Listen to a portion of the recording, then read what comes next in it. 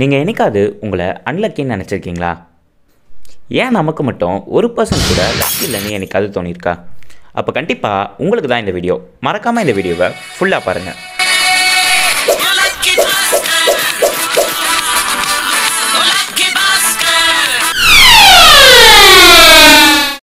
Video பார்க்குறவங்களோட age plus 1 இயரை add பண்ணிக்கோங்க. For example, இப்போ உங்களுக்கு 25 வயசுனா +1 ஆட் பண்ணி 26 மாற்றிக்கோங்க. ஸோ இந்த 26 வருஷத்துக்கு முன்னாடி நம்ம போகிறோம். 26 வருஷத்துக்கு முன்னாடி தமிழ்நாடோட பாப்புலேஷன் இப்போ மாதிரி கிடையாது. வெறும் 62.1 மில்லியன் பீப்புள் தான் இருந்திருக்காங்க.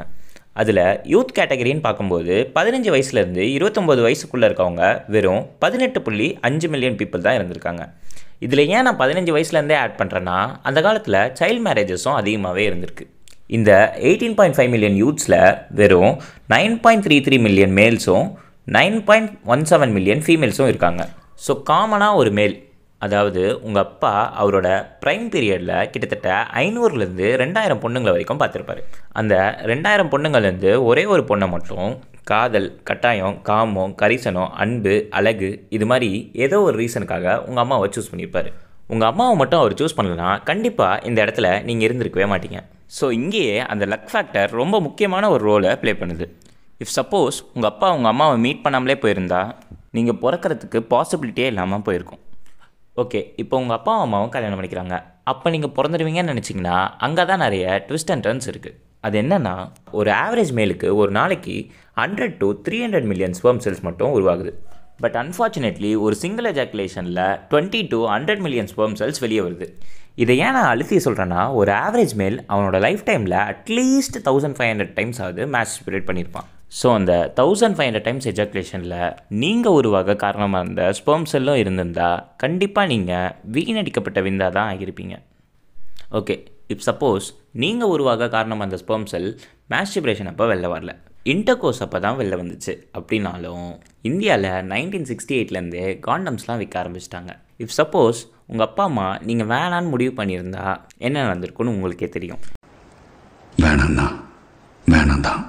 பட் ஆல்டர்னேட்டிவாக உங்கள் அப்பா அம்மா உங்களை வேணும்னு முடிவு பண்ணி காண்டம்ஸ்லாம் யூஸ் பண்ணாமல் இன்டர்கோர்ஸ் பண்ணியிருந்தா கிட்டத்தட்ட 100 to 300 million sperm cells female பாடிக்குள்ளே என்ட்ரு ஆகிருக்கும். பட் அன்ஃபார்ச்சுனேட்லி ஃபீமேல் பாடியோட அசிடிக் கண்டிஷன்னாலையும் ஃபீமேல் பாடியோட இம்யூன் சிஸ்டம்னாலையும் இந்த ஸ்பெர்ம் செல்ஸ் துரத்தி அடிக்கப்படும்.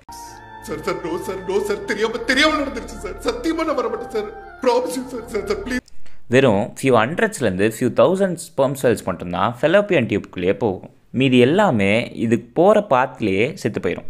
ஸோ அந்த 300 மில்லியன் ஸ்பெர்ம் செல்ஸ்லேருந்து லக்கியான 1000 ஸ்பெர்ம் செல்ஸ் மட்டும்தான் ஃபெலோப்பியன் டியூப்குள்ளேயே என்ட்ரு ஆகும். அந்த 1000 ஸ்பெர்ம்ஸ்லேருந்து லக்கியான ஒரே ஒரு ஸ்பெர்மை மட்டும்தான் ஓவரி சூஸ் பண்ணி அந்த லக்கியான ஸ்பெர்ம் கூட ஃபியூஸ் ஆகி ஃபர்டிலைஸ் ஆகி குழந்தையாக உருவாகும். லக்கு மட்டும் இல்லைன்னா அந்த ஸ்பெர்ம் செல் அந்த ஓவரி கூட சேர்ந்துருக்காது.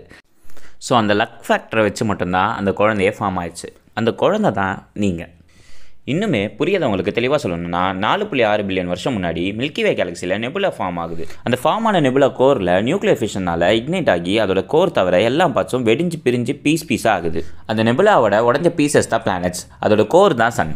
அதில் லக்கியாக ஒரே ஒரு பிளானட் மட்டும் சன்னுக்கு ரொம்ப கிட்டையும் இல்லாமல் சன்னுக்கு ரொம்ப தூரமும் இல்லாமல் கரெக்டான ஒரு டெம்பரேச்சரில் இருக்குது. பட் இருந்தாலும் அந்த பிளானட் ஃபுல்லாக லாவாவாக தான் இருக்குது. அப்போ திடீர்னு ஒரு எரிக்கல் வானத்திலிருந்து விழுந்து அந்த பிளானட்டுக்கு முதல்ல தண்ணியை கொண்டு வருது. அதுக்கப்புறம் அந்த பிளானட் பல வருஷங்களாக கூலாகி வாழ்கிறதுக்கு ஓரளவுக்கு தயாராகிடுச்சு. அந்த தயாரான பிளானட்லேருந்து முதலாக சைனோபாக்டீரியான்ற ஒரு செல் உயிரி ஃபார்ம் ஆச்சு. அந்த சைனோபாக்டீரியா தான் பூமிக்கு ஃபோட்டோசிந்தசிஸ் மூலமாக ஆக்சிஜனை கொண்டு வந்துச்சு. அதுக்கப்புறம் தான் உயிரினங்கள் நீரில் அதிகமாக தோன்ற ஆரம்பிச்சுது. அப்படி பல மில்லியன் வருஷங்களாக நீரில் உருவான உயிரினங்கள் எவல்யூஷனால் நிலத்துக்கு போக ஆரம்பிச்சுது. நிறைய உயிரினங்கள் மான்ஸ்டர் சைஸ் அளவுக்கு வளரவும் ஆரம்பிச்சுதுங்க. பட் இயற்கை சீற்றங்கள்னால பெருசாக இருக்கிற உயிரினங்களை ஈஸியாகவே அழிக்க முடிஞ்சுது.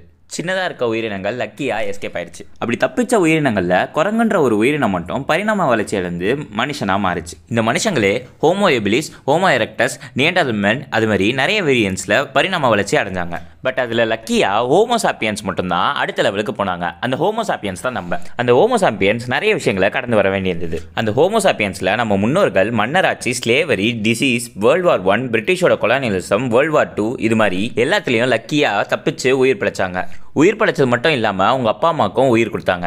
அந்த அப்பா அம்மா 2 பேரும் ஒருத்தருக்கு ஒருத்தர் சூஸ் பண்ணி கல்யாணம் பண்ணி அந்த அப்பாவுக்கு மாஸ்டர்பேஷன் அப்போ அந்த ஸ்பெர்ம் செல் வெளில வராமல் இன்டர்கோர்ஸ் அப்போ வெளில வந்து மில்லியன் கணக்கான ஸ்பெர்ம் செல் கூட போட்டி போட்டு லக்கியான 1000 ஸ்பெர்ம் செல்ஸ் மட்டும் ஃபெலோப்பியன் டியூப்குள்ளே போயிட்டு அதில் லக்கியான ஒரே ஒரு ஸ்பெர்ம் செல் மட்டும் ஓவரி சூஸ் பண்ணி ஃபியூஸ் பண்ணி குழந்தையாக மாறிச்சு.